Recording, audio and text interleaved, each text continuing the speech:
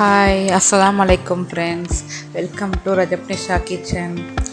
இப்போது நாங்கள் இன்றைக்கி இந்த வீடியோவில் என்ன பார்க்க போகிறோன்னா, நாங்கள் வந்து காசிமேடுக்கு போய் மீன் வாங்கினது தான் காட்ட போகிறேன்.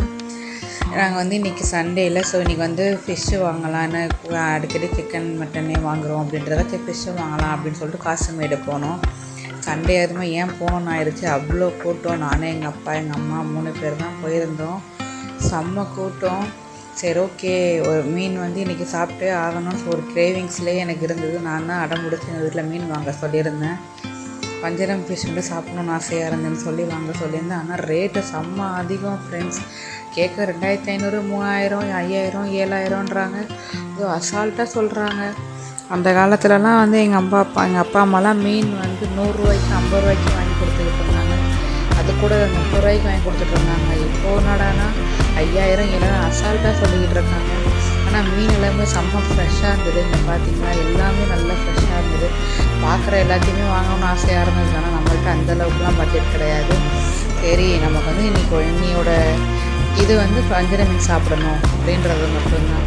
இப்போ பாருங்கள், எங்கள் அம்மா வந்து எல்லா இடத்துலையும் பேரம் பேசிக்கிட்டு இருந்தாங்க. எல்லா இதையும் பார்த்துட்டு எந்த இடத்துல வாங்குறதுனே தெரியாமல் எல்லாருமே நல்லா தானே வச்சுருந்தாங்க. சரி, ஓகேன்னு சொல்லிட்டு ஒரு கடையில் நின்று பார்த்துட்டு இருந்தாங்க.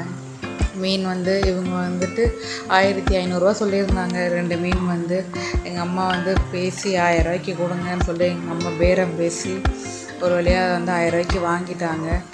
2 மீன் வந்து கொடுத்தாங்க 1000 ரூபாய்க்கு. நல்லா இருந்தது, மீன் சூப்பராக இருந்தது.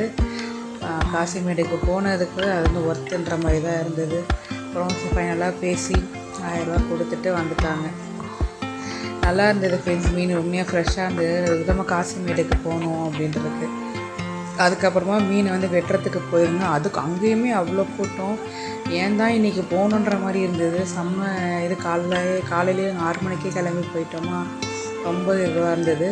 அப்புறம் வந்து அவர் மீன் வெட்ட ஆரம்பிச்சிட்டாரு.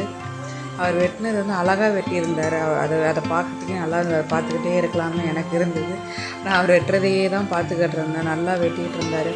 அப்புறம் எங்கள் அம்மா சொன்னாங்க, சப்பையாக போடுங்க அப்படின்ற மாதிரிலாம் எங்கள் அம்மா சொன்னாங்க. அப்புறம் அவரை நாங்கள் சொன்னதுக்கு ஏற்ற மாதிரி அழகாக வந்து வெட்டி கொடுத்துட்ருந்தாரு. நீங்களே பாருங்களேன், அவர் எவ்வளோ அழகாக வெட்டிகிட்ருக்காருன்னு. வஞ்சர ஃபிஷ் உண்மையாகவே சூப்பராக இருந்தது. அது இன்றைக்கி வாங்கி நாங்கள் இன்றைக்கி வந்து கீ ரைஸும் ஃபிஷ் குழம்பும் வஞ்சர ஃபிஷ் பொரியலும் தான் பண்ணியிருந்தோம். செம்மையாக இருந்தது. மீன் பொறுத்து சாப்பிட்டது அப்படியே நல்லா ஃப்ரெஷ்ஷாக இருந்தது. குழம்புலாம் அவ்வளோ சூப்பராக இருந்தது.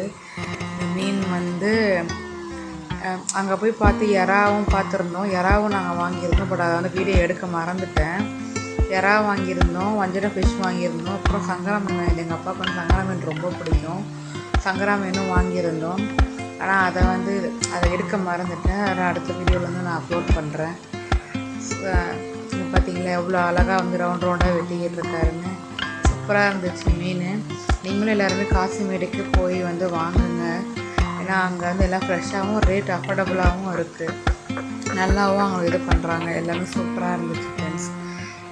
வீடியோ வந்து பிடிச்சிருந்துச்சுன்னா லைக் பண்ணுங்கள், சப்ஸ்கிரைப் பண்ணுங்கள், கமெண்ட் பண்ணுங்கள், உங்கள் ஃப்ரெண்ட்ஸ்க்கு ஷேர் பண்ணுங்கள். ரொம்ப நன்றி. தேங்க்யூ.